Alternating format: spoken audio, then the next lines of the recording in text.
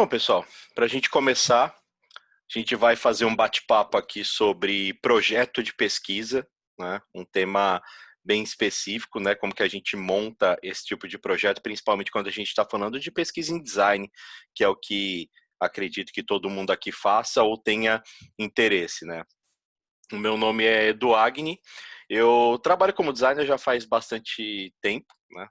17, 18 anos aí, e a minha experiência é bem variada. Eu passei por agências, né, de publicidade, de design, de marketing esportivo, passei por fábrica de software, por portal de conteúdo, por startup, é, tenho uma experiência bem variada. Os últimos anos eu venho me dedicando à Mergo, que é uma escola focada em cursos e eventos na área de UX, né? É a escola que está organizando esse bate-papo. E também nos últimos anos eu venho me dedicando muito mais à área de pesquisa, né? E a ideia de fazer esse bate-papo, inclusive falando sobre o projeto de pesquisa, é justamente para a gente discutir um dos pontos que eu acho que acabam sendo um pouco falhos quando a gente fala aí do trabalho de UX design na maioria das empresas, né? Para a gente começar a falar, eu acho que se a gente olhar para várias áreas profissionais, na verdade, vários segmentos profissionais, a gente encontra pesquisa em muitas áreas, não só na área de design, né? A gente encontra pesquisa na área de ciências naturais, né? Biologia, física, química. A gente encontra pesquisa nas áreas de ciências sociais, é onde acho que a pesquisa pega muito mais forte, né? A gente tem a sociologia, a gente tem a antropologia, a gente tem a história. Então é uma galera que trabalha muito forte com pesquisa e que inclusive normalmente são treinados, né, para fazer pesquisa. E quando a gente fala em design, tem uma discussão muito longa sobre se design também é ciência ou não, ou se encaixa em alguma ciência, né? Eu gosto muito daquela definição que diz que o design é uma ciência do artificial, né? Então a gente tem as ciências naturais, a gente tem as ciências sociais, a gente tem as ciências do artificial. Ou seja, são aquelas ciências que vão trabalhar na construção de artefatos, na construção de serviços, na construção de ambientes, tudo aquilo que é criado pelo ser humano, né? Essa definição de ciência do artificial veio desse livro aqui, ó. Deixa eu ver se dá para mostrar bem aí. As ciências do artificial, tá? Não sei se todo mundo está vendo o livro aí. As ciências do artificial. Ele é um livro um pouquinho antigo já, né? Do Herbert Simon. É um livro que eu gosto bastante, tá? Tem versão dele em português e inglês, mas é um livro que trouxe essa denominação, né, do artificial para a nossa área. A área de design não é a única área que a gente pode chamar de ciência do artificial, né? A arquitetura também faz parte da ciência do artificial, né? A arquitetura também trabalha criando coisas pela mão do ser humano ali, que não são naturais, né? Por isso a ciência do artificial. Mas quando a gente começa a olhar o design como ciência, inevitavelmente a gente começa a ter um rigor maior dentro daquilo que a gente faz, né? Porque quando a gente considera o design simplesmente como um mero trabalhinho estético, né, como um tapinha visual, como criação de telas, eu acho que existe uma coisa de reduzir o potencial do design, inclusive de, de reduzir a capacidade do que essa disciplina é capaz mesmo, né, ao ponto que a gente coloca menos rigor na necessidade de conhecimento para entrar na área de design, a gente acaba também homogeneizando ela de uma forma negativa, né? Então, quando a gente começa a olhar, sei lá, para o design como uma ciência, a gente começa a trazer bastante forte a questão do método, né? Como que a gente trabalha o método para fazer as coisas, né? Parece uma coisa meio científica, né? Quando a gente fala em método, mas o método ele envolve muito os processos, os procedimentos que a gente vai usar para fazer as coisas, né? E eu acho, inclusive, que um dos problemas da nossa área de design, quando a gente fala em pesquisa, é porque, querendo ou não, as graduações de design têm muito pouco. vamos dizer assim, ensino de pesquisa, né? Claro que os designers que fizeram uma graduação ali tiveram alguma disciplina, alguma matéria ali focada em pesquisa, tiveram um pouco ali de método também, mas é uma coisa muito rasa, né? Não é como uma graduação em antropologia ali que as pessoas são treinadas para fazer pesquisa, né? Então, muitas vezes as pessoas que trabalham ali com design acabam aprendendo um mínimo de pesquisa. E aí, quando a gente começa a falar da área de experiência do usuário, a nossa área, a gente tem uma outra questão, que é a questão de, mesmo que você não trabalhe diretamente com pesquisa, né, às vezes as pessoas migram da área de design gráfico, migram da área de publicidade, migram da área de desenvolvimento para a área de design de experiência, né? E e aí, quem trabalha com UX design tem muito aquela coisa assim, quem trabalha com UX tem que falar com o usuário, né? Porque a experiência do usuário é lidar com o usuário. Então, se você não fala com o usuário, você não está fazendo trabalho de experiência do usuário.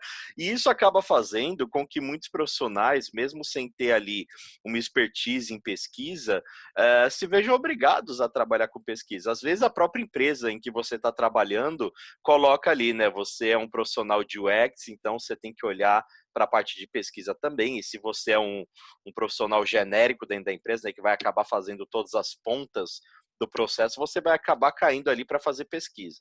E qual que é o procedimento que a gente acaba fazendo? E que, inclusive, eu fiz no começo da minha carreira. Né?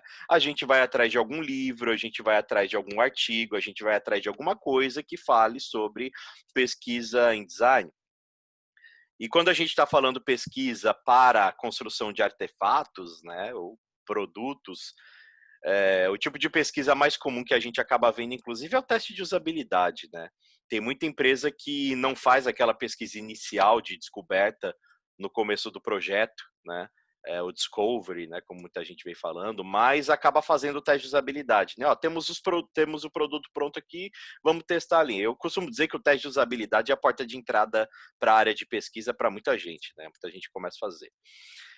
Mas a verdade é essa, assim, os profissionais de design acabam, mesmo sem dominar um método, mesmo sem ter uma bagagem teórica, né, vamos assim dizer, sobre pesquisa, acabam vendo essa necessidade de trabalhar com pesquisa, acabam entrando nessa área.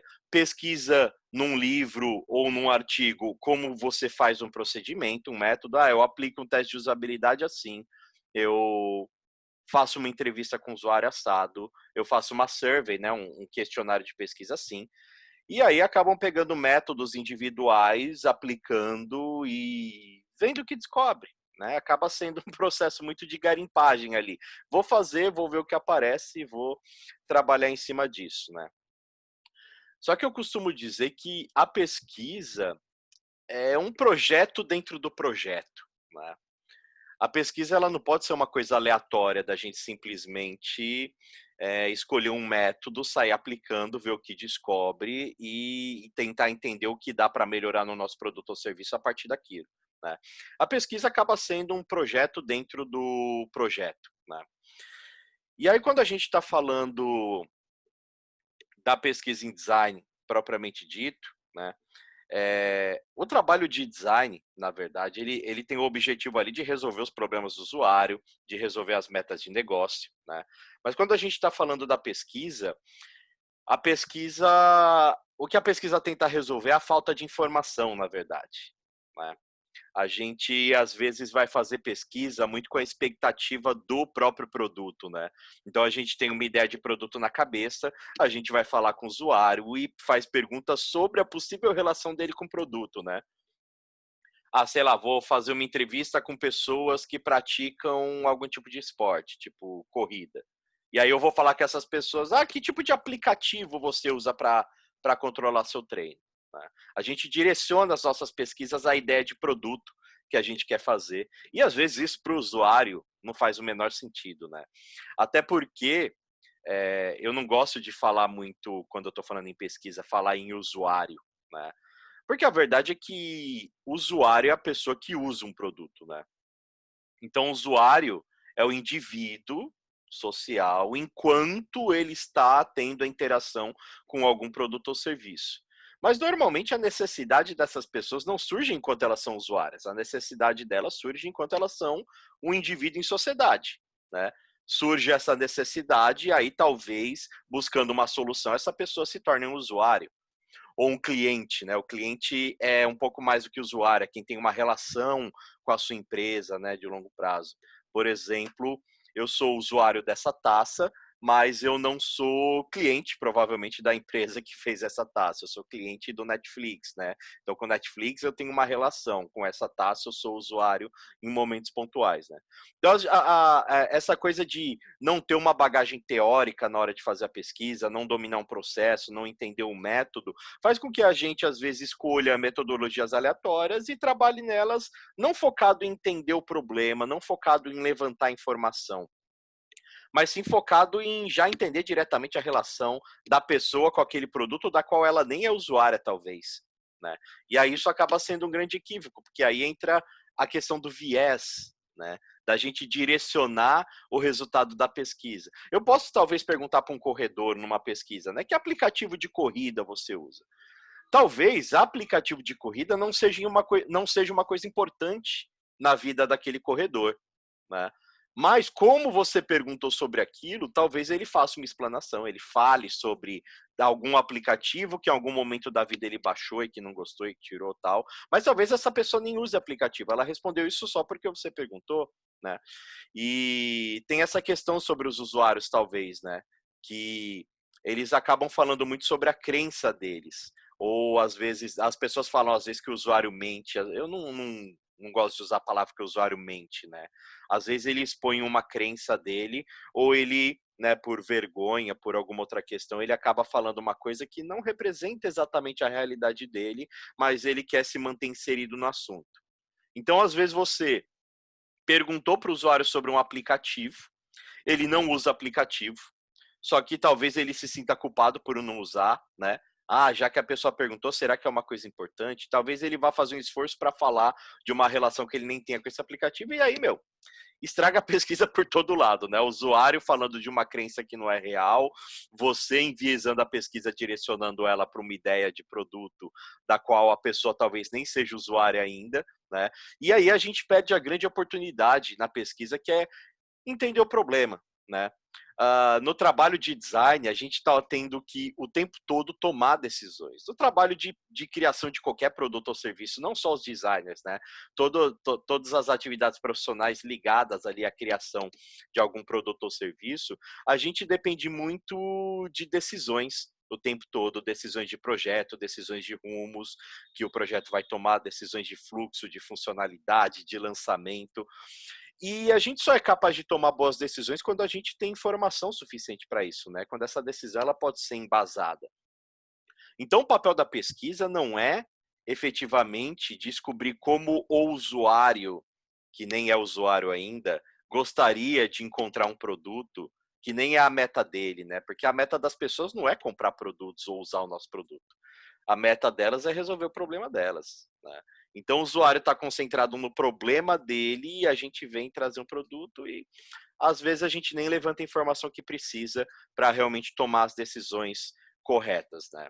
Então, e esse é o problema comum, assim, no mercado, né? Essa falta de método para trabalhar pesquisa em design, principalmente, como eu falei, profissionais que acabam migrando, ou mesmo profissionais que já são da área de design, de UX, se veem obrigados a trabalhar pesquisa e não tem um embasamento, por exemplo, como um antropólogo que estuda ali vários anos exclusivamente para entender o ser humano, né? A gente, às vezes, como designer, não tem essa bagagem toda, né?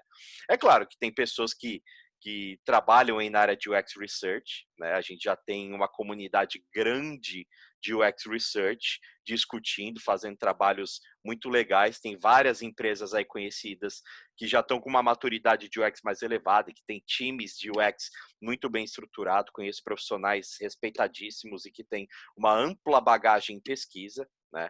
Então é um cenário que está mudando, né? Mas de modo geral a gente ainda cai muito nesse problema da falta de método para fazer pesquisa em design, né? Não sei se algum de vocês também cai nesse problema. Eu estou olhando aqui o bate-papo, né, que vocês estão colocando aqui.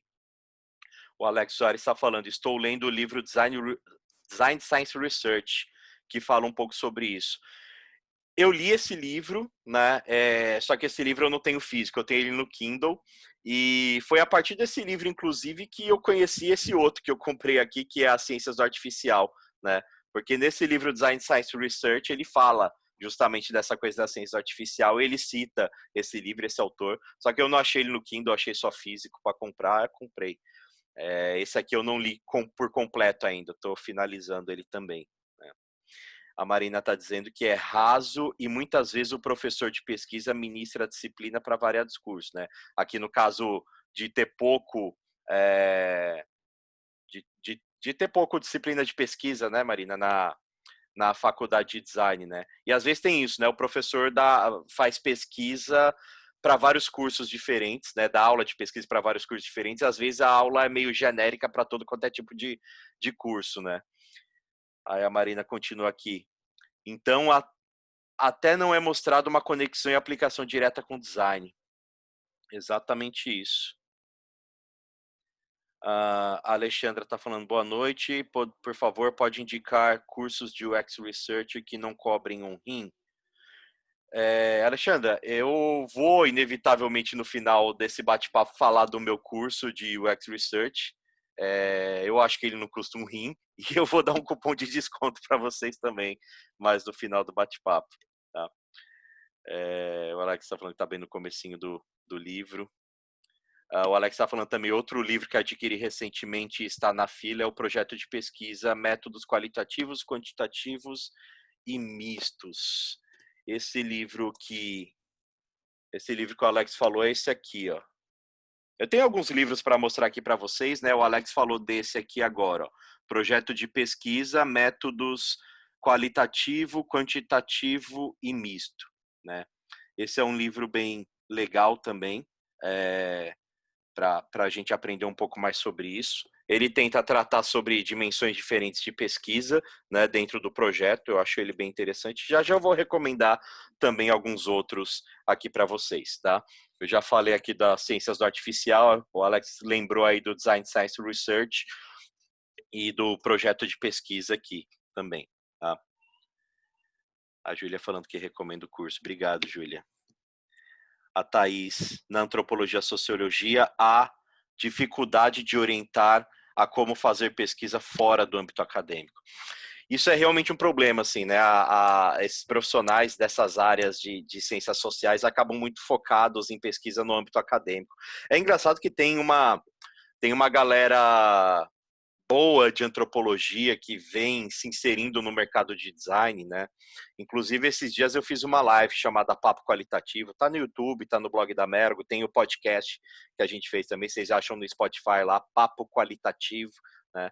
Onde eu tive um papo com a Elisete, com a Carol Zatorre e com a Paula Neves, né? 3 antropólogas que trabalham na área de design. E eu venho vendo de uma forma crescente, assim, profissionais de antropologia vindo fazer esse casamento com o design, né? Às vezes passam por um curso de design mais rápido, justamente para pegar essa bagagem em produto, às vezes fazem um curso focado na área de produto, né? Para pegar essa bagagem, mas eu vejo muitos profissionais de antropologia vindo trabalhar com design e eu acho ótimo isso, porque traz esse embasamento teórico, né? E essa bagagem de pesquisa para dentro da área de design que efetivamente não tem uma bagagem dessa tão grande na sua formação, né? Os profissionais que hoje trabalham com pesquisa acabam se inserindo na área de pesquisa em design, né? Evoluindo nessa área através de outras vias aí. Você está falando verdade, a maior dificuldade da academia é transpor os conhecimentos para a prática do dia a dia.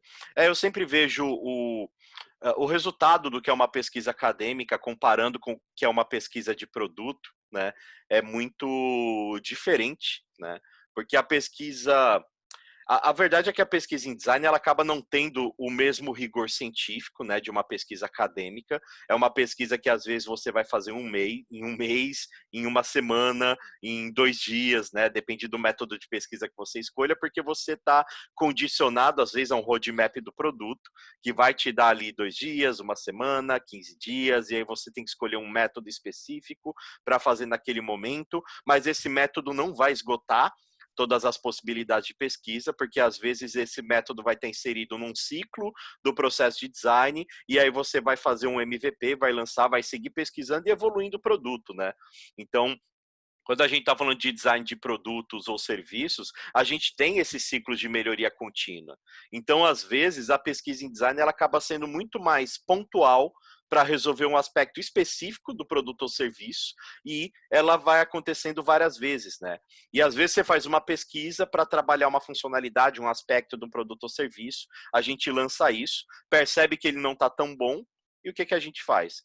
Ajusta, né? Faz uma nova pesquisa, entende, ajusta. Então, inevitavelmente, a pesquisa em design ela não tem o mesmo rigor científico da pesquisa acadêmica, né?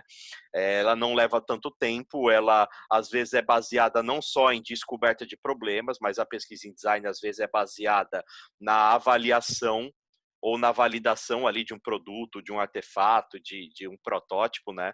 Então é um aspecto de pesquisa bem diferente, assim. Eu acho que esse casamento, né, de antropologia, por exemplo, com a área de design, é um bom casamento porque traz essa bagagem teórica sobre o método, né, da pesquisa, com toda essa abordagem de criação de produtos, de evolução contínua do produto ou serviço, e eu acho que acaba se casando bem. A Thais está falando, sim, estou nesse processo de pesquisa empresarial, conversei com algumas pessoas da área e todos relatam a mesma dificuldade, é bem triste. Exatamente. Eu costumo dizer que quem faz pesquisa em design acaba se parecendo muito mais com um detetive do que com um cientista. Né, justamente por não ter esse rigor científico, não quer dizer que a pesquisa em design não precise ter método. Né? É justamente sobre isso que eu vim falar hoje aqui com vocês, né, de como que a gente pode montar um projeto de pesquisa e ter um pouco de método dentro disso, né? Mas, inevitavelmente, a dinâmica do mercado, da empresa que patrocina esse projeto, essa pesquisa, acaba fazendo com que a gente não tenha tempo para ter um rigor científico maior. Então a gente acaba fazendo muito mais um papel de detetive, né? A gente sai colhendo as pistas que a gente consegue, que a gente pode encontrar, para em cima disso a gente fazer o nosso trabalho de pesquisa, né? Mas legal, assim, eu costumo dizer que o trabalho de pesquisa é um projeto dentro do projeto. E falando em projeto dentro do projeto, né? O projeto do produto visa resolver o problema do usuário e o objetivo de negócio. E o projeto de pesquisa visa resolver a falta de informação, né? Para a gente trabalhar nesse projeto de pesquisa, a gente precisa ter uma estruturação em etapas, a gente precisa ter momentos chaves ali para a gente trabalhar, que são importantes para a gente construir e explorar, entender esse conhecimento, essa necessidade, esse problema, né?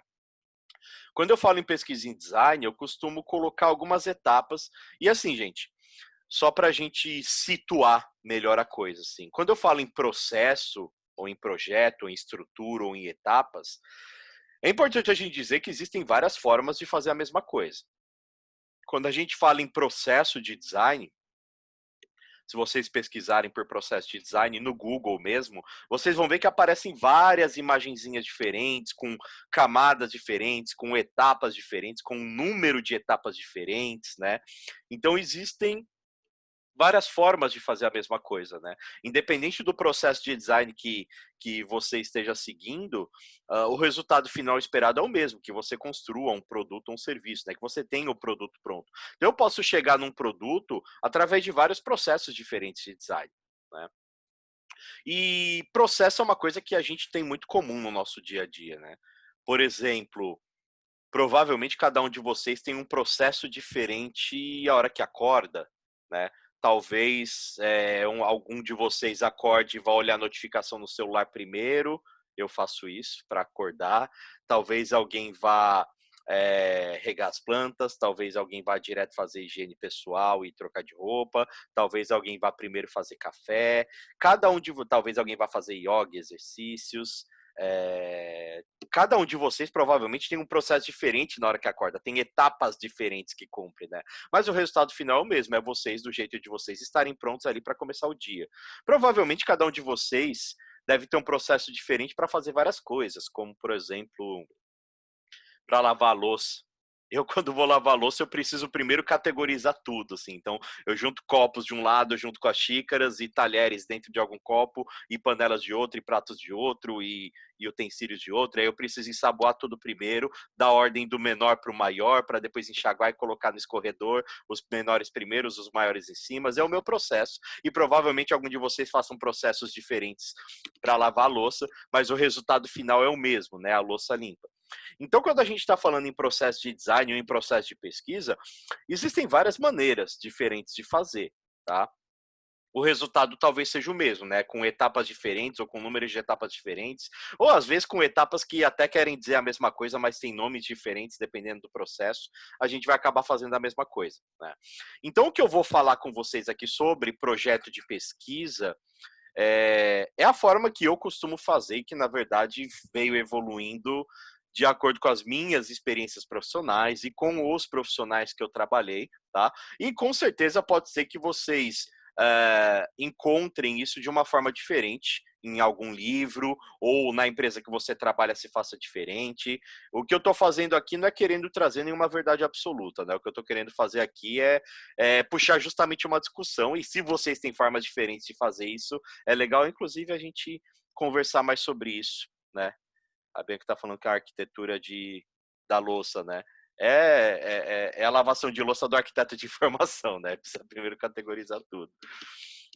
O Alex está falando, Edu, os pesquisadores de inteligência de mercado utilizam recursos similares de UX Research ou acaba sendo disciplinas diferentes? Na verdade, quando a gente fala em métodos e ferramentas de pesquisa, tem muitas coisas que são parecidas, em várias áreas diferentes, tá? Então, quando a gente pega a pesquisa acadêmica, né, da antropologia, quando a gente pega a pesquisa de mercado, quando a gente pega a pesquisa em marketing, pesquisa em design, vão ter vários métodos comuns, né? Entrevista é um método comum em quase todos os segmentos, por exemplo, né? Teste de usabilidade é uma coisa muito de pesquisa em design, você não encontra teste de usabilidade especificamente em outras áreas de pesquisa, né? Então, cada uma dessas direções de pesquisa, elas vão ter alguns métodos similares, tá? E provavelmente em etapas de projeto, talvez tenha também algumas similaridades, né?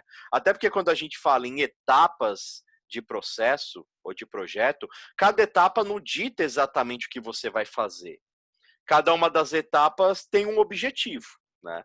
Então você passa pelas etapas com um objetivo. Eu posso seguir essas etapas para uma pesquisa de mercado, ou para uma pesquisa acadêmica, ou para uma pesquisa em design, talvez, né? Então a gente sempre vai encontrar similaridades, né? A gente estava até falando da antropologia, né? Que é uma área que é instruída para fazer o entendimento do ser humano, né? Ou seja, é uma área focada ali em pesquisa, mas que quando vem para a área de design, desenvolve bem algumas coisas, tem dificuldade em outras, porque tem essa adaptação a alguns métodos. Mas no final das contas se adapta, né? Porque a gente está falando de processo de pesquisa que, de modo geral, tem o intuito de entender as necessidades, desejos e limitações ali do ser humano, né? Hábitos de consumo, opiniões, comportamentos, enfim.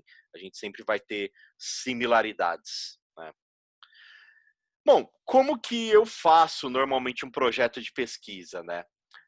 Lembrando que a gente pode ter pesquisa generativa e avaliativa, né? Então, a pesquisa generativa são essas pesquisas que a gente faz para explorar, para descobrir, né? A pesquisa de descoberta, de discovery, né? A pesquisa que a gente vai lá para entender problemas e que vai gerar informações para a gente. E a gente tem as pesquisas avaliativas, que são aquelas que a gente já tem um modelo de artefato, né, um protótipo, por exemplo, e que a gente vai apresentar isso para as pessoas para entender a percepção delas ou os feedbacks delas a respeito daquilo, né? Uma entrevista é um método generativo, um teste de usabilidade é um método avaliativo, né?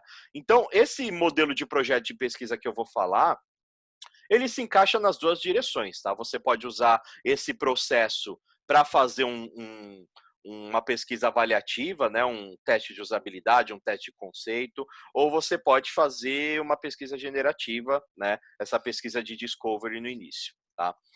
Normalmente, a primeira coisa que a gente faz quando a gente vai definir um processo de pesquisa é justamente definir o objetivo dessa pesquisa, né? A pesquisa em design, ela nunca é uma coisa aleatória da gente sair fazendo porque quer fazer, né? Faz alguma pesquisa ali para ver o que as pessoas querem. Não é assim que funciona. Faz uma pesquisa ali para entender como as pessoas estão usando o produto. Não é assim que funciona, né? A pesquisa não é eu dar o produto na frente da pessoa e falar, vai mexendo aí para eu ver o que acontece, né? Eu posso até ter uma pesquisa mega exploratória como essa, né? Tipo, vou fazer para ver o que acontece, né? Eu acho que isso acontece muito mais em áreas das ciências sociais do que na área de design, que a gente tem a construção ali de um artefato e a gente tem menos possibilidade de explorar aleatoriamente as coisas, né? A gente tem roadmap da empresa para seguir, a gente tem prazo para entregar as coisas. Então, normalmente, as nossas pesquisas são muito mais focadas, né?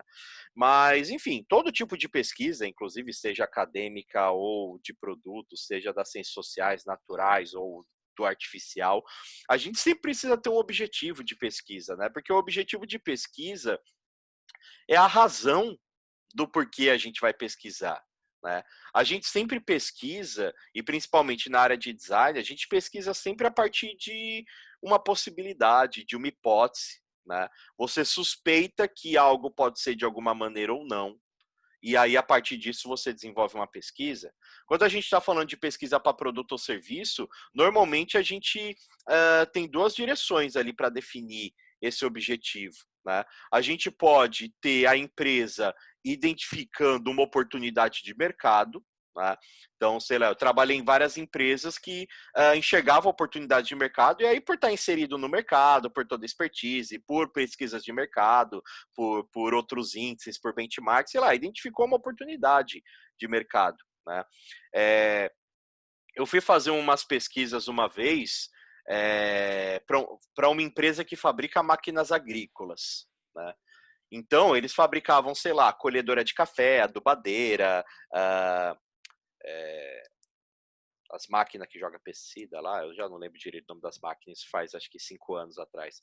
E eu tive que fazer pesquisa em algumas fazendas, né, e falar com fazendeiros, e inclusive eu não entendia nada, né, de agricultura, eu tive que estudar um pouco sobre isso, que eu já vou falar sobre esse ponto também, mas eles estavam fazendo essa pesquisa com os fazendeiros, sendo uma empresa que fabrica as máquinas agrícolas, porque eles tinham enxergado uma oportunidade de mercado, que era de construir um software que fizesse a gestão das atividades da fazenda, né? Eles viram essa oportunidade de mercado por quê? Porque eles participam de várias feiras de agronomia, eles estão em contato com vários fazendeiros o tempo todo através dos vendedores, eles participam de seminários sobre isso, e com essas interações com fazendeiros, com o mercado de agronomia de modo geral, a partir de pesquisas de mercado, eles começaram a perceber uma dor que o fazendeiro tinha, principalmente em fazendas menores, tá? Essas fazendas pequenas. Eles perceberam uma dor que às vezes era a dificuldade de fazer a gestão da fazenda, né? Assim como microempresários às vezes têm dificuldade de fazer a gestão da empresa porque é um homem que faz ou uma pessoa ali que faz várias coisas ao mesmo tempo, a pessoa que trabalha que é dona de uma fazenda, ela também tem essa dificuldade. E aí eles perceberam que não tinha um software de gestão de fazendas no mercado, eles perceberam que isso era uma dor dos fazendeiros, e aí eles tinham uma hipótese, né? Será que os fazendeiros gostariam, né, de utilizar um software de gestão para acompanhar todas as tarefas da fazenda, né? A venda da produção, as ordens de serviço internas, as informações sobre o clima, o controle de pestes, a compra de insumos, tem várias áreas ali de gestão de uma fazenda. E aí, enfim, eles enxergaram uma oportunidade de mercado. Em cima dessa oportunidade de mercado, eu fui fazer o quê? Fui fazer a pesquisa com os fazendeiros, né? Para poder entender isso. Ou às vezes você vai fazer uma pesquisa, né, de produto, de design, num produto que já existe. E aí, às vezes, a pesquisa não é porque se enxergou uma oportunidade no mercado. A pesquisa é porque ou existe um problema no produto ou porque você quer evoluir aquele produto. Então, você vai fazer pesquisas em cima disso. Independente dos casos, você tem um objetivo para você seguir. O objetivo é a razão do porquê você está fazendo essa pesquisa. O objetivo é o que você quer aprender com essa pesquisa, né? E a importância do objetivo também é que ele delimita os assuntos que você vai pesquisar. Você não vai pesquisar sobre qualquer assunto aleatório, né? Você não vai pesquisar sobre qualquer assunto que você quiser na sua vida. Então é importante a gente ter essas delimitações de objetivo para a gente trabalhar, né? Por exemplo, sei lá, eu de cabeça eu não lembro qual que era o objetivo fechado ali da pesquisa com os fazendeiros, mas uma coisa que eu gosto sempre de fazer, eu sempre trato os objetivos de pesquisa a partir daquela metodologia do como nós podemos, né, o How Might We. É claro que essa metodologia ela é muito mais usada em momentos de ideação, mas eu acho que é legal usar ela na hora da gente definir o objetivo, porque aí a gente foca não na criação de alguma coisa necessariamente, a gente foca muito no que é o problema da pessoa e como a gente pode resolver o problema dessa pessoa, né? Então, sei lá, se eu estou falando dessa pesquisa das fazendas, eu podia considerar como objetivo entre a empresa, né? Como nós podemos ajudar fazendeiros a fazer a gestão de todas as atividades da sua fazenda. Esse era o meu objetivo geral de pesquisa, né? O objetivo mais direto, mais amplo ali. A verdade é que a gente queria entender como que a gente podia ajudar os fazendeiros a fazer a gestão. A gente teve o palpite de talvez fazer um software de gestão, mas a gente nem sabia se esse era o caminho, né? O objetivo de pesquisa não vai ser como eu posso criar um software de gestão. A pesquisa ela serve para entender o problema das pessoas, né, do indivíduo ali. Então, o nosso foco é como nós podemos ajudar os fazendeiros a fazer a gestão. E a partir disso eu vou entender esses fazendeiros para a partir daí talvez eu levantar essas experiências, esses insights sobre o que eles precisam ou não, e a partir disso a gente decidir se é um software de gestão que a gente vai fazer ou não, ou se é algum outro tipo de produto, né? Então, quando a gente fala em objetivo, é a razão pela qual você quer fazer a pesquisa, tá? O objetivo é aquilo que delimita os assuntos que você vai pesquisar, né, dentro do seu projeto de pesquisa. E a gente não pode fazer a pesquisa sem a gente entender muito bem esse objetivo. Só que também tem uma outra questão, assim, porque o objetivo geral, esse que eu falei, né, por exemplo, como nós podemos ajudar fazendeiros a fazer a gestão da fazenda, ele é genérico, né? Por isso que a gente chama, inclusive, de objetivo geral. Ele é genérico. Ele dá muitas possibilidades e acaba não dando direção nenhuma para o que a gente vai fazer, né? Por isso que quando a gente trabalha o objetivo de pesquisa, a gente trabalha não só esse objetivo geral, mas a gente tenta trabalhar objetivos menores que possam dar um foco para o que a gente vai fazer, né? E por isso que a gente acaba criando aquilo que a gente chama de objetivos específicos, né? Então, os objetivos específicos são uma forma de você quebrar os seus objetivos gerais, né? Então, sei lá, se eu vou considerar que eu tenho um objetivo geral, deixa eu pensar aqui. Tem um que eu sempre uso com os meus alunos, assim como desafio de curso, que é como nós podemos orientar corredores amadores, evitar problemas físicos e lesões, direcionando uma preparação de treinamento adequada para as suas condições físicas e metas, né? Não importa qual foi a oportunidade de mercado que eu enxerguei, se é criar uma academia, se é criar um serviço de personal trainer, ou se é criar um aplicativo de corrida. Eu posso ter tido algum insight sobre alguma coisa que eu queira criar, eu posso ter enxergado uma oportunidade de mercado. Só que talvez, na hora de definir o meu objetivo, eu entendo que o que eu preciso compreender é o problema das pessoas, né? Então eu posso considerar um objetivo que me ajude ali a entender que problema que as pessoas tenham, né? Estou falando de corredores, como eu ajudo os corredores a evitar problemas físicos, a se preparar para o treino, de uma forma adequada à condição física de cada um. Então, eu posso ter isso como um objetivo geral de pesquisa. Mas eu preciso também ter um objetivo específico, ou os objetivos específicos, né?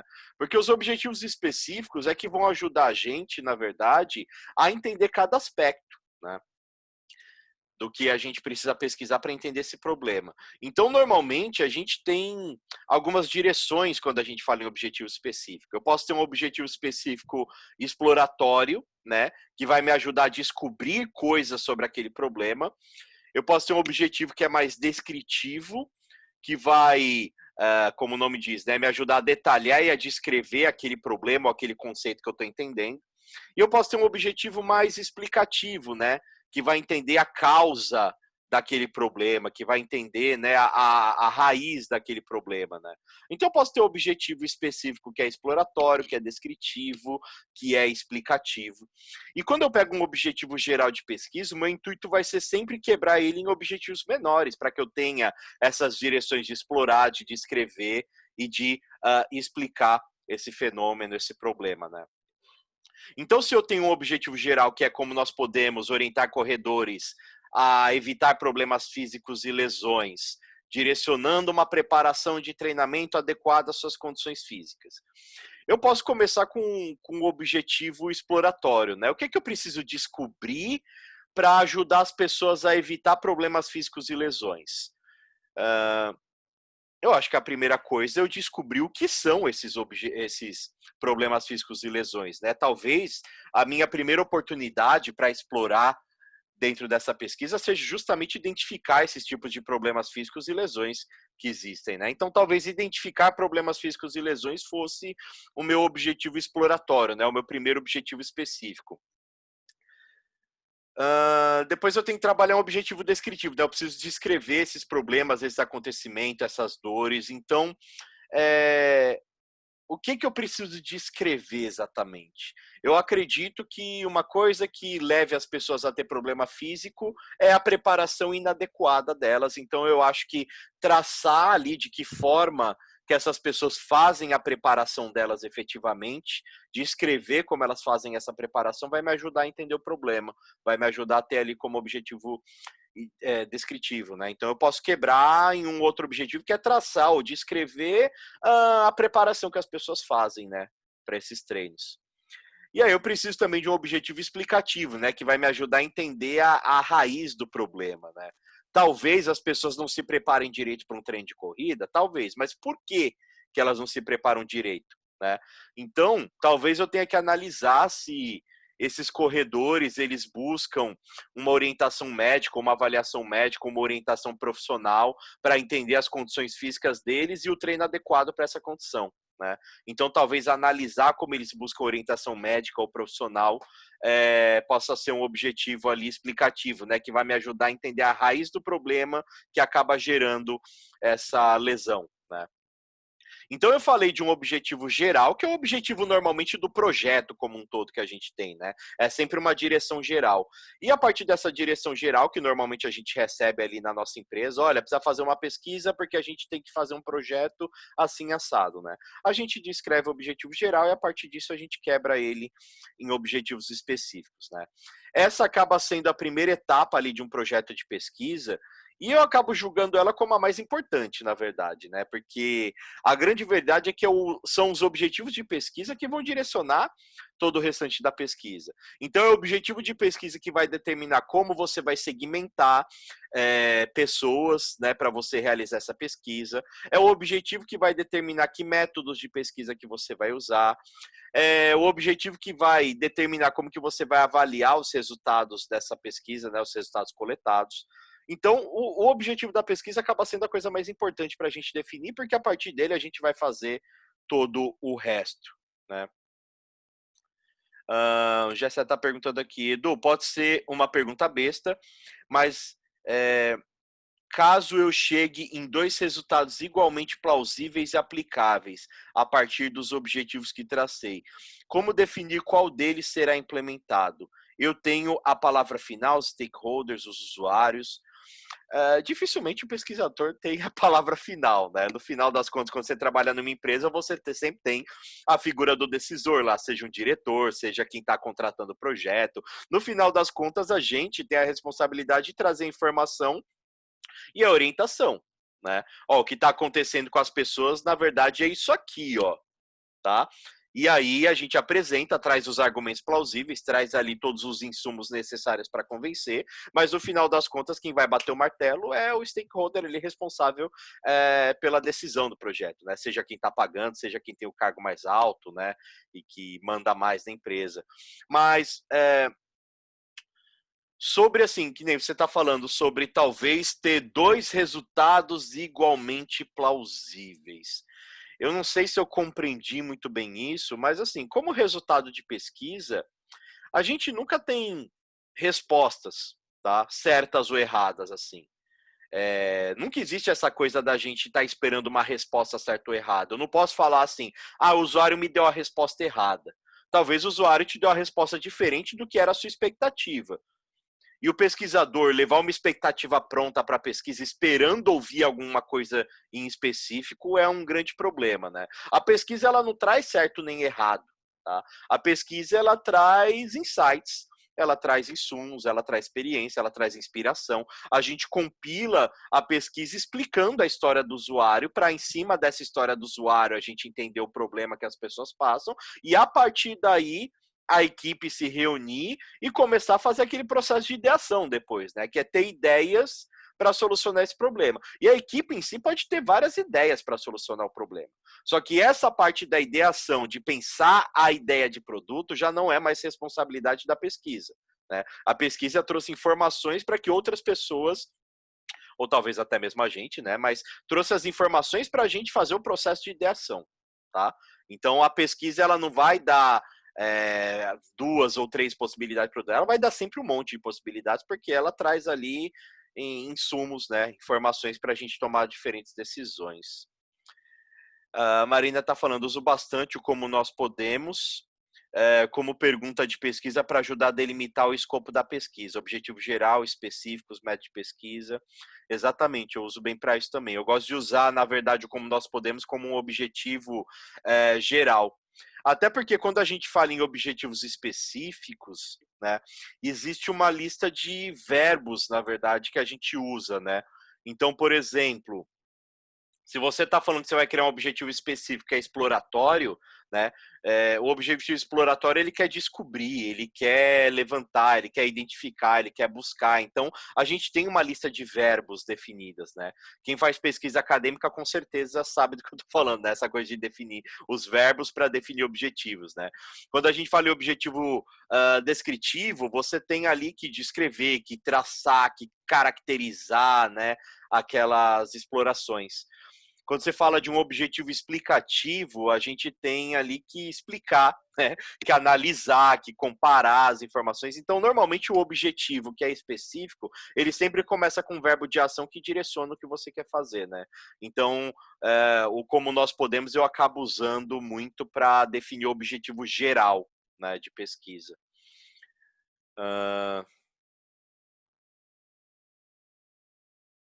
Algumas pessoas falaram que ficou mudo, que voltou, outras não. Não sei se é com todo mundo que isso está acontecendo. A Bianca está dizendo, estou passando por isso. Acabamos pesquisas e querem as soluções em cima das pesquisas. Pois é, a pesquisa ela não vai trazer solução para a gente. O usuário não vai falar para você, pesquisador, assim, anota aí, eu preciso de um aplicativo que tenha tantas telas, que tenha funcionalidade X e Y, e que faça isso e aquilo. Normalmente as pessoas vão falar da dor que elas têm na vida delas, né? E um bom projeto de pesquisa direciona justamente a exploração no problema que as pessoas têm, não na possível relação que ela pode ter com um produto da qual ela nem é usuária, né? Então a pesquisa ela vai trazer insumo, ela não vai trazer funcionalidade, né? Não vai trazer o resultado.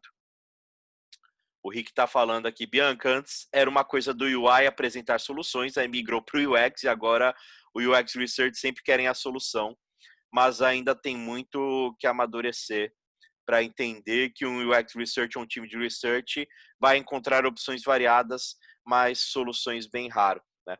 Na verdade, quando a empresa tem maturidade de pesquisa, ela tem um profissional específico de pesquisa e não esperam desse profissional ou desse time de pesquisa que ele traga soluções. Normalmente, esse profissional vai gerar informações para que outra parte do time faça a ideação, ou esses profissionais vão fazer ali as pesquisas avaliativas para trazer feedback sobre como evoluir um produto. Né? Claro que na pesquisa avaliativa, o pesquisador traz esses insights. Olha, as pessoas não conseguem usar essa etapa do produto por causa disso, disso e disso. Traz um direcionamento, né? Mas quando a gente está falando dessas pesquisas generativas, essas exploratórias, ou como está na moda a gente dizer hoje, né? Etapa de discovery, né? O product discovery, né?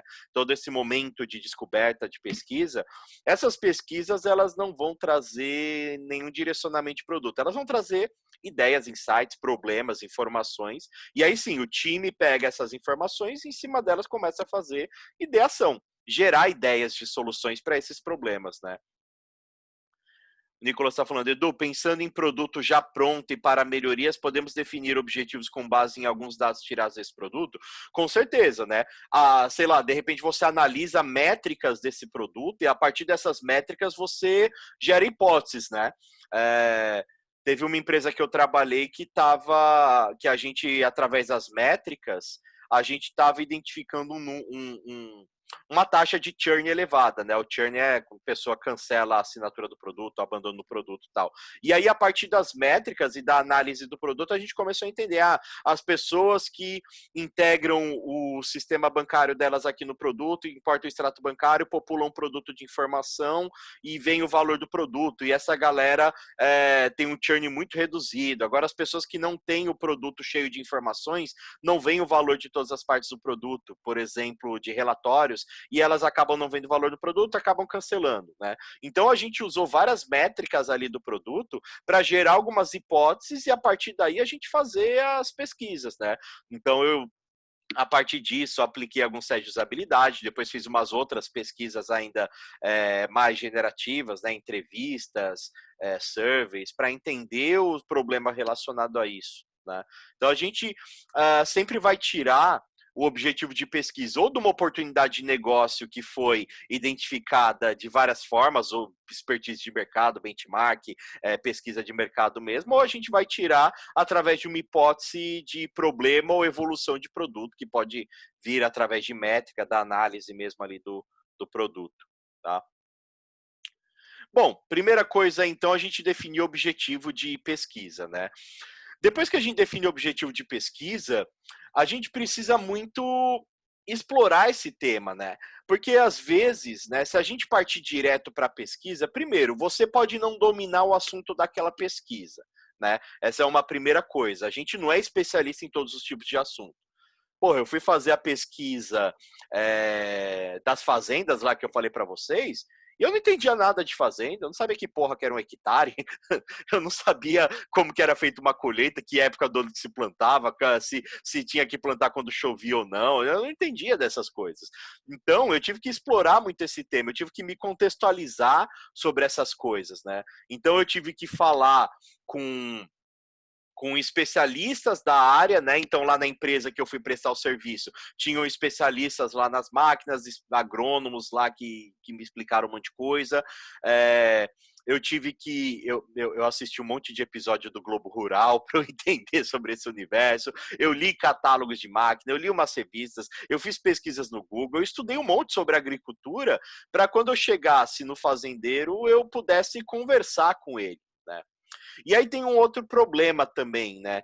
Às vezes a gente não explora o tema antecipadamente e a gente vai fazer pesquisas, gasta o nosso tempo do usuário, gasta todo o processo ali de recrutamento, não sei o quê, para descobrir as coisas mais bobas que talvez a gente poderia descobrir sozinho, né?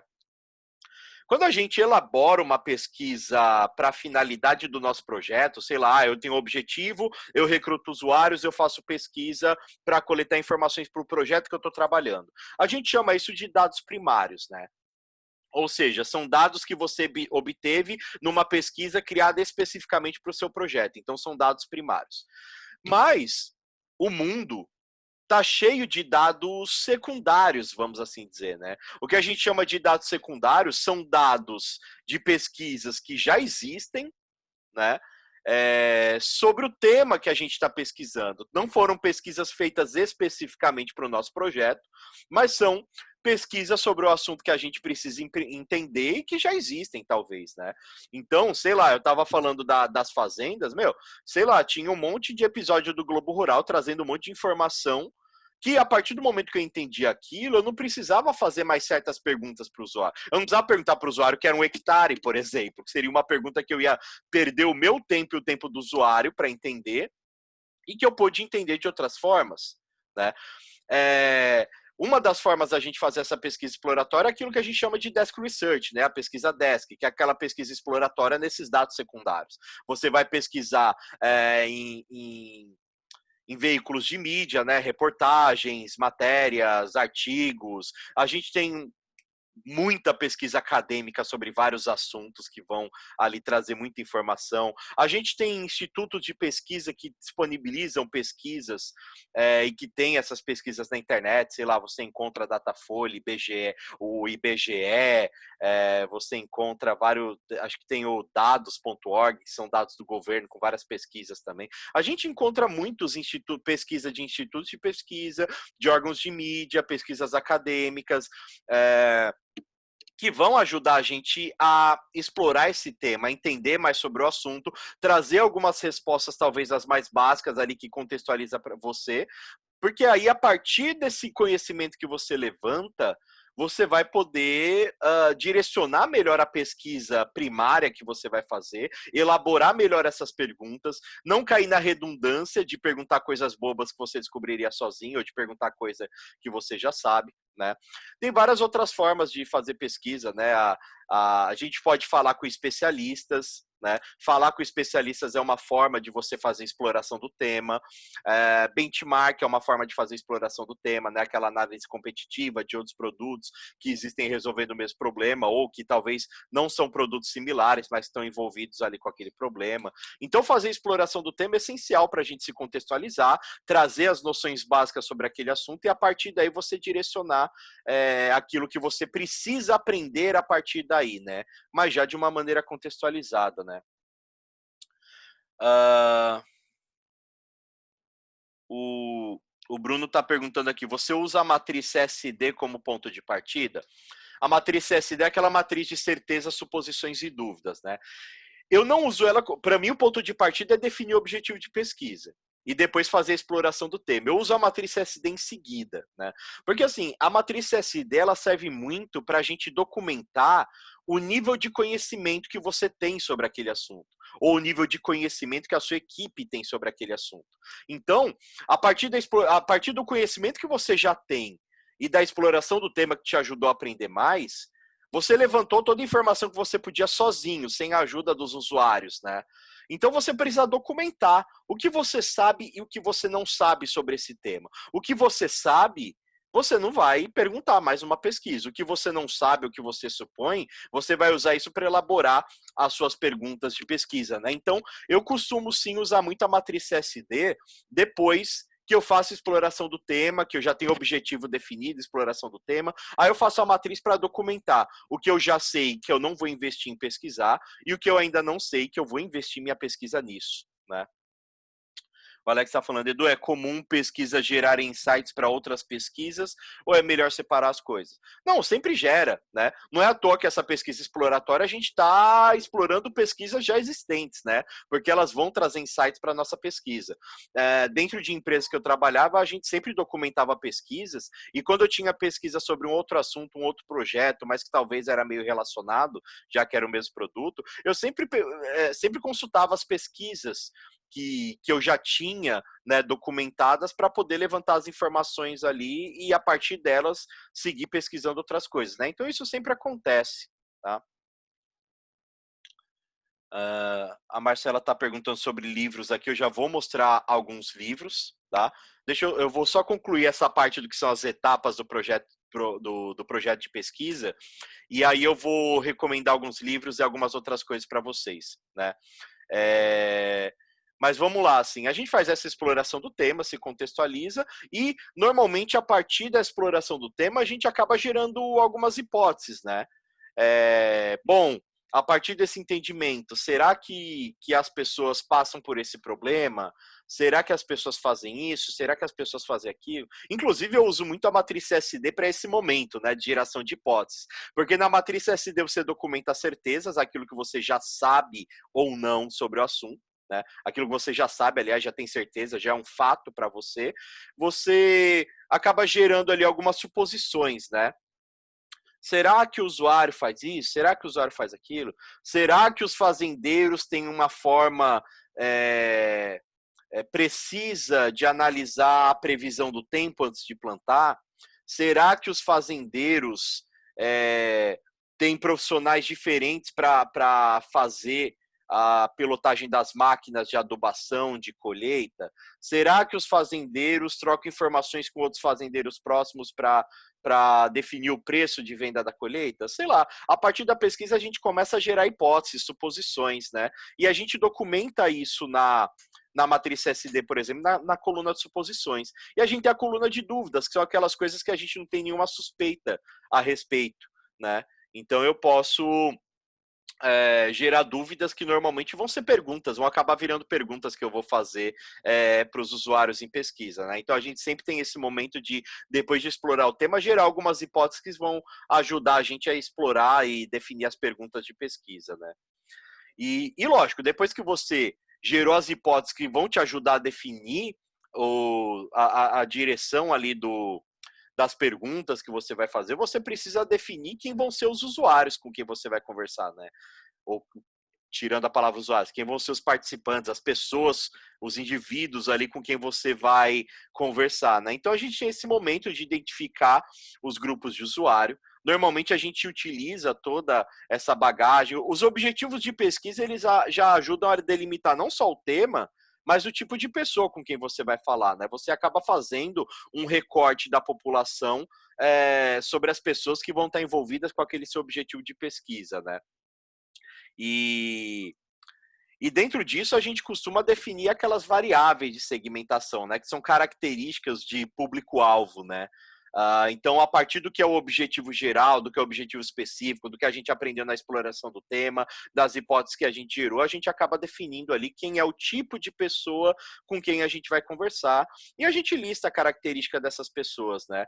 São pessoas que moram no estado de São Paulo, são pessoas que têm ensino superior, são pessoas que moram no centro da cidade, são pessoas que têm veículo próprio para se locomover, são pessoas que têm um emprego estável, são pessoas que gostam de sair à noite, e aí eu vou definindo esse bando de características, né, demográficas, geográficas, comportamentais, atitudinais, para definir essas variáveis que segmentam quem é o seu público-alvo ou não, né? Esse é o momento de você definir quem é o público-alvo com quem você quer pesquisar, e depois que você definiu ali as possíveis perguntas que você vai fazer na geração de hipóteses e definir o público que você vai falar, aí você tem aquele momento de escolher as metodologias, né? E esse momento de escolher as metodologias está condicionado a várias coisas. Que metodologia de pesquisa você vai usar? No contexto de pesquisa em design, a gente dentro das empresas, eu costumo dizer que não deveria ser assim, tá? Mas é o que acaba a realidade sendo, né? A gente escolhe o método de pesquisa de acordo com o prazo que a gente tem, né? Porque se estão te dando um mês para fazer pesquisa, você pode fazer entrevista em profundidade, você pode, né, fazer algumas pesquisas de campo, você pode analisar ali uma quantidade de dados quantitativos. Agora, se te dão uma semana para fazer uma pesquisa, dificilmente você vai conseguir recrutar pessoas, entrevistar, fazer o debriefing, análise daquilo, fazer a coleta de dados, tudo tal. Então você acaba escolhendo métodos, às vezes, muito condicionado ao tempo que você tem, né? Eu tenho um prazo maior para fazer pesquisa, eu vou escolher esse método de entrevista, esse método aqui e tal. Eu tenho tipo uma semana, eu vou escolher um método quantitativo, por exemplo, uma survey aqui para disparar, vou escolher aqui a análise de algumas métricas, vou escolher isso. Então, às vezes a gente escolhe o método muito pelo método que dá tempo da gente fazer. Mas, independente disso, tem outras questões, né? Porque existem aquelas dimensões de pesquisa que a gente acaba utilizando. Você tem aqueles métodos de pesquisa que são qualitativos, ou seja, que você tem contato direto com o usuário, e os quantitativos, que é aqueles que você tem um contato indireto, você não tem contato, né? Os dados são coletados indiretamente com o usuário. Por exemplo, as métricas de produto, né? O usuário usou o seu produto ali, o sistema coletou aquelas métricas, ou uma survey, que você dispara o formulário, as pessoas respondem e você só vê a resposta depois, né? É quantitativo, é indireto, depende da quantidade, é estatístico, você tem o qualitativo, né? O qualitativo ajuda você a entender o problema, o porquê das coisas, né? Você se aprofunda na conversa com as pessoas. E o quantitativo te traz tendência de comportamento. Já essa seria uma das dimensões, né? Um eixo horizontal ali. Um eixo vertical de dimensões de pesquisa, você tem pesquisas comportamentais, que te ajudam a entender como as pessoas fazem as coisas, e como um teste de usabilidade, e pesquisa atitudinal, que te ajuda a entender o que as pessoas falam sobre as coisas, por exemplo, uma entrevista, né?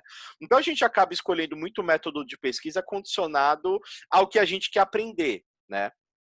Se você quer aprender como as pessoas fazem alguma coisa, você vai no método que é comportamental. Se quer entender as crenças, o que as pessoas dizem ou acham sobre alguma coisa, você vai no método atitudinal. Se você quer entender o porquê das coisas, você vai no qualitativo. Quer entender tendência de comportamento, você vai no quantitativo. Enfim, tem todo esse lance das dimensões de pesquisa que, de acordo com o objetivo do seu projeto e o que você quer aprender, você vai definir esses métodos, né? E a partir do momento que você define os métodos, você tem o planejamento das sessões de pesquisa. Então, se você vai fazer uma entrevista em profundidade, você com certeza vai ter que fazer o levantamento ali de perguntas, você vai ter que elaborar um roteiro, você vai ter que definir quem vão ser os observadores, que forma que você vai documentar isso, seja em gravação, seja ali na coleta de dados direta, que método que você vai usar depois para analisar esses dados. Então, você tem todo um procedimento de planejar a sessão da pesquisa. Se é um teste de usabilidade, você vai definir ali, a partir do objetivo do teste, você vai definir o cenário em que você vai incluir aqueles participantes para que eles façam uso do produto, você vai definir ali as tarefas que você vai aplicar, você vai definir aonde vai ser a aplicação do teste, que não tenham pessoas ali intimidando, se você vai usar uma sala espelho, se você vai transmitir isso para um lugar para observadores analisarem, se você vai gravar, depois você tem um questionário de satisfação para entender a interação da pessoa com a experiência com o produto, enfim, cada método de pesquisa que você vai fazer tem um procedimento que você precisa planejar a sessão, como vai acontecer. E depois que você planejar a sessão de pesquisa, você não vai diretamente chamar o usuário, né? Você vai testar esse procedimento de pesquisa, né? Então, uma coisa muito importante é a gente fazer aquele piloto da pesquisa, que é o teste do teste, né? Então, sei lá, eu vou aplicar um teste de usabilidade, antes de eu chamar o usuário real, eu chamo um amigo, um colega de trabalho e simulo a aplicação do teste com essa pessoa, para eu ver se o roteiro está claro, para eu ver se os procedimentos e o tempo que eu me planejei está correto, para ver se as perguntas fazem sentido, para ver se a avaliação ali tá coerente. Eu vou fazer uma entrevista, eu chamo algum amigo, algum colega e simulo a aplicação de uma entrevista só para ajustar todo o teste e deixar ele redondinho, né? Deixando a pesquisa redondinha, aí sim eu posso chamar o usuário real, não posso correr o risco de dar ruim com o usuário real, então eu faço o piloto aí para ajustar. E aí depois que você faz o piloto, você vai recrutar os participantes da pesquisa, né? Então esse processo de recrutamento, ele pode vir de várias formas. Você pode contratar uma empresa que faz recrutamento, você pode recrutar na sua base de clientes, você pode recrutar de uma forma mais guerrilha, né, abordando as pessoas na rua ou na internet. Você pode fazer o seu screener, né? O screener é aquele questionário de triagem que a gente faz ali para ver se a pessoa se encaixa no perfil. Você pode montar um questionário desse, soltar na internet para recrutar pessoas, enfim. Pode usar a engenharia social na sua rede de contatos para ir atrás de usuário.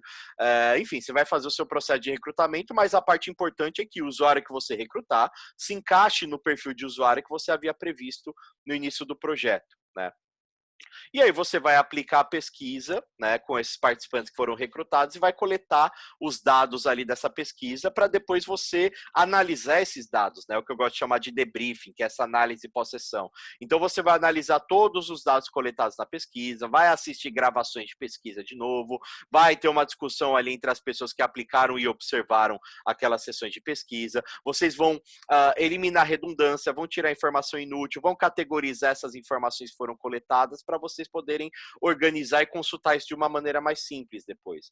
Para que, enfim, a gente possa fazer o download da pesquisa, que é quando você pega esses dados organizados e vai transformar ele em alguma coisa útil para a pesquisa, né, que dê um direcionamento.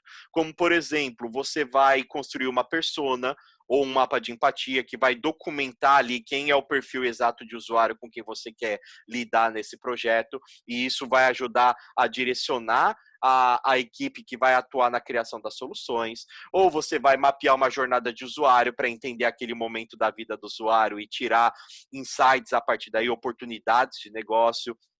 Ou você vai fazer um canvas de proposta de valor, ou você vai fazer um storyboard, ou você vai fazer user stories ou job stories, sei lá. O download da pesquisa é justamente quando você pega todas essas informações já organizadas que você coletou da pesquisa e você vai transformar em algo útil, um entregável, por exemplo. E eu coloco ainda como última etapa desse projeto de pesquisa o compartilhamento desses resultados, né? Como que você vai disponibilizar essas informações para que outras pessoas possam consumir isso?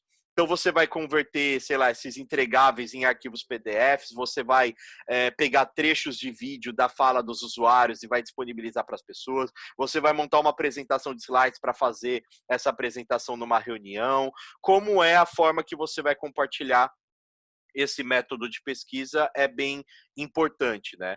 Afinal, a pesquisa ela só é efetiva quando ela gera mudança, né? Seja mudança no projeto que a gente está fazendo, no rumo do produto, ou seja mudança na mentalidade das pessoas. Mas se você não comunicar bem o resultado dessa pesquisa, efetivamente ela não vai dar esse resultado, tá?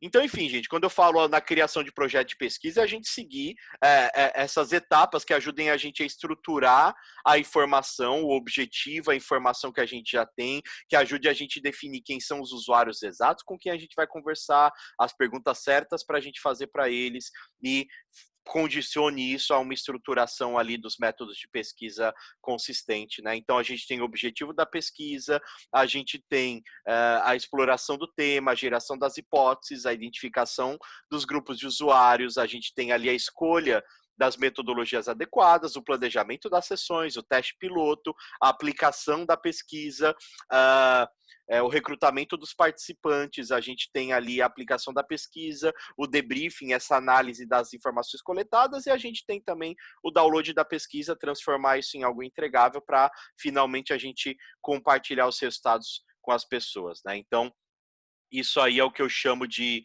criação de um projeto de pesquisa. Tá? Tem muito conteúdo sobre isso, tem muitas informações sobre isso em vários livros, em várias coisas, né? Só para lembrar alguns livros aqui que a gente citou, o Alex citou o livro e eu mostrei aqui. Alguns livros que eu vou mostrar para vocês não são de pesquisa em design, tá? São métodos que ensinam a fazer pesquisa qualitativa ou quantitativa, né? Não necessariamente eles estão focados no direcionamento do design, né? Mas, por exemplo, esse aqui é o que o Alex já citou, né? O projeto de pesquisa, método qualitativo, quantitativo e misto, tá? Esse é um livro legal. Um outro livro, esse aqui eu gosto bastante, porque, né, que é da mesma coleção, que é o Investigação Qualitativa e Projeto de Pesquisa, escolhendo entre 5 abordagens, tá? Esse livro é legal porque ele fala das abordagens de pesquisa, né? Eu sempre falo que metade do resultado da pesquisa é condicionado aos participantes que você recrutou e a outra metade ao próprio pesquisador. Porque tem o direcionamento de abordagem do pesquisador, a forma que ele quer entender aquilo, né? Então, se eu passar os mesmos participantes de pesquisa, com o mesmo roteiro de pesquisa, para 5 pesquisadores diferentes, o resultado provavelmente vai ser diferente com cada um, né? E aí esse livro ele fala muito dessa coisa das abordagens, né? Como que a diferente abordagem e as abordagens que a gente tem de pesquisa pode, né, dar um direcionamento diferente para isso. Então, gosto bastante. Tem esse aqui que é o da mesma coleção também, eu adoro essa coleção, né? A pesquisa qualitativa do início ao fim. Então, pesquisa qualitativa do início ao fim, esse aqui é bem mais abrangente sobre os métodos qualitativos, que, como eu falei, são esses métodos que a gente fala diretamente com o usuário, tem contato direto com o usuário ali, né? Por exemplo, eu citei os métodos de entrevista e de teste de usabilidade, que são métodos que você está em contato direto com o usuário, pelo menos quando eles são moderados, né? Tem esse outro aqui que também é focado em pesquisa qualitativa, introdução à pesquisa qualitativa, tá? Ele também é um bem interessante para a gente olhar, fica essa dica aí. E um outro que eu gosto bastante também é esse aqui da editora O'Reilly, né? O UX Research. E esse aqui é focado na nossa área, tá? Esse aqui é específico, o UX Research. Esse livro é em inglês e só tem em inglês, tá? Mas ele é um livro bastante bom, tanto para contextualizar essa coisa dos objetivos, das perguntas que você tem que fazer. Ele tem, acho que, um capítulo inteiro falando sobre como elaborar perguntas, né? E ele fala de todo esse processo de projeto de pesquisa também, que eu acho que é bem interessante. Eu já falei que eu tenho, né, tem alguns outros livros que eu gosto, mas que eu não tenho eles físicos, né? Eu estou dando uma olhada aqui no Kindle. Esse aqui é o que o Alex falou, né? Que é o Design Science Research. Tá, não dá para ver muito bem aí. Design Science Research que eu tenho aqui no Kindle. Que mais que eu tenho aqui no Kindle de livro de pesquisa legal? Esse aqui é um que eu gosto bastante, só que também não é pesquisa em design, tá? Deixa eu abrir a capa dele aqui, que é da Marina Marconi e da Eva Lakatos, que é o Técnicas de Pesquisa. Técnicas de Pesquisa, da Marina Marconi e da Eva Lakatos, né? Fala de planejamento e execução de pesquisa, amostragens e técnicas de pesquisa, elaboração, análise e interpretação de dados. Então, esse técnicas de pesquisa aqui eu só tenho ele no Kindle, é bem legal também. Deixa eu ver se tem algum outro no Kindle aqui que eu lembro. Eu tinha algum outro também que... tem um aqui que é o Remote Research, né, a pesquisa remota. Eu não estou achando ele aqui. Mas, lógico, ele é focado... tá aqui. Deixa eu ver se eu abro a capa dele aqui para a gente ver. Ele tem essa capinha assim, não sei se dá para ver.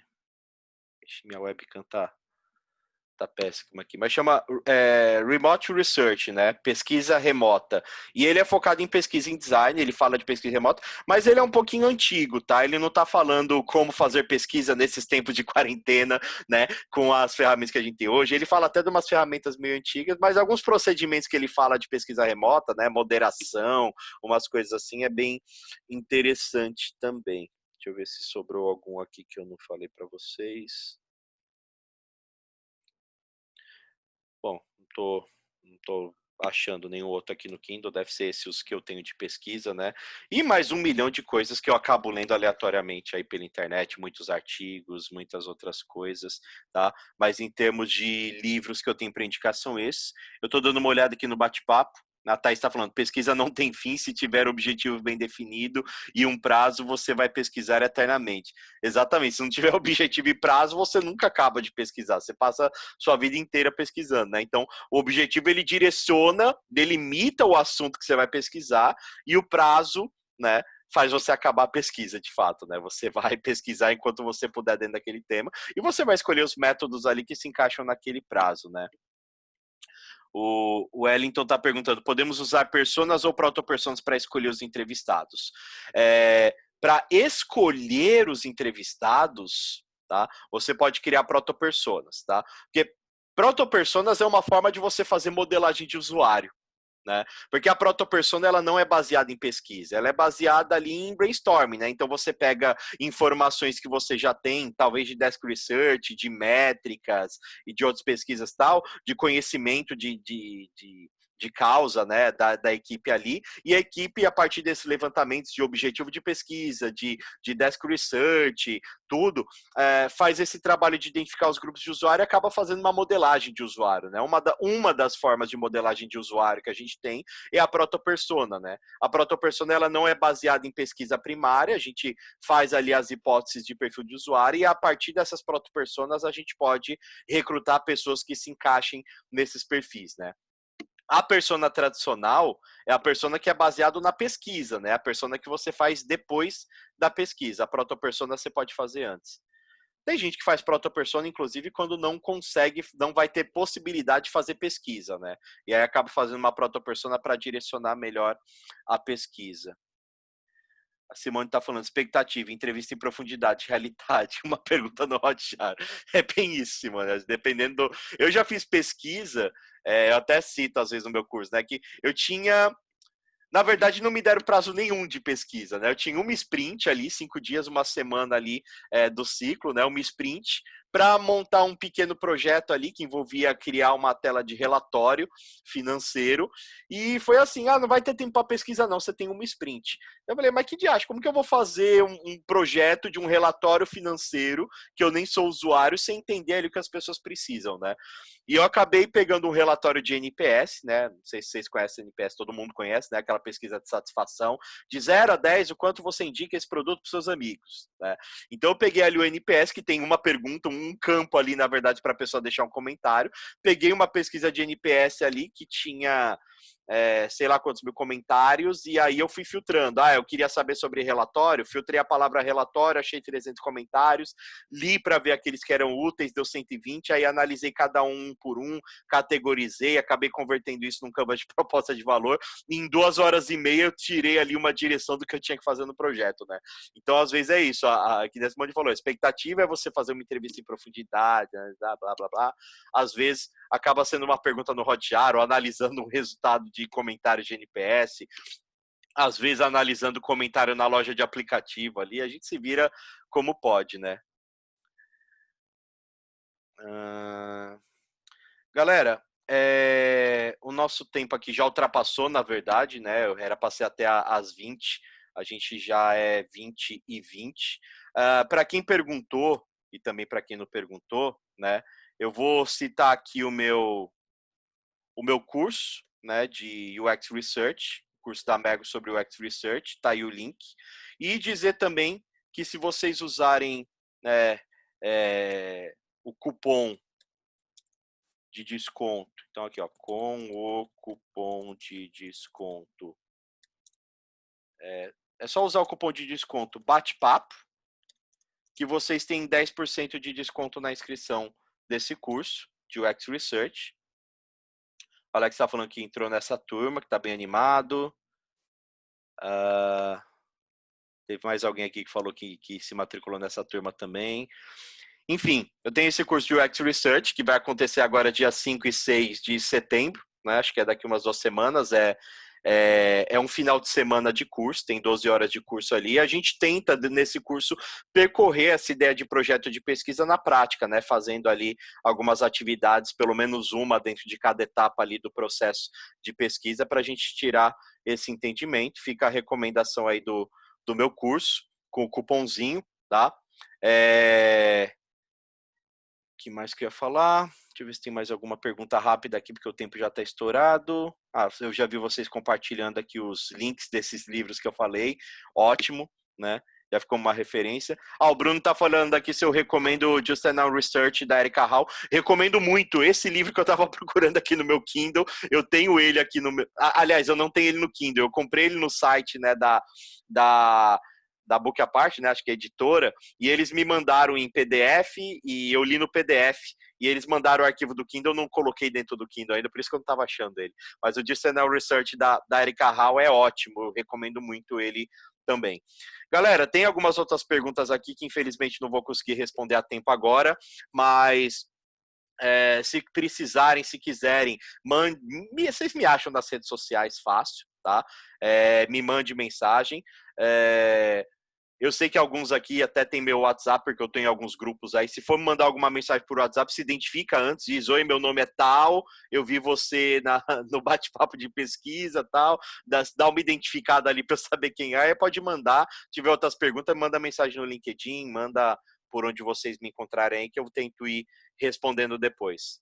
Beleza? Galera, brigadão, tá? Pela presença virtual de vocês aqui, por esse papo, por ir mandando aqui perguntas, por ajudar aqui a trazer informações para essa conversa, né? Acho que a conversa sempre é muito rica e estou à disposição aí, tá? Beleza? Então, valeu, boa noite para todo mundo. Vamos beber um pouquinho que já é happy hour. Valeu, galera, um abraço, tchau, tchau.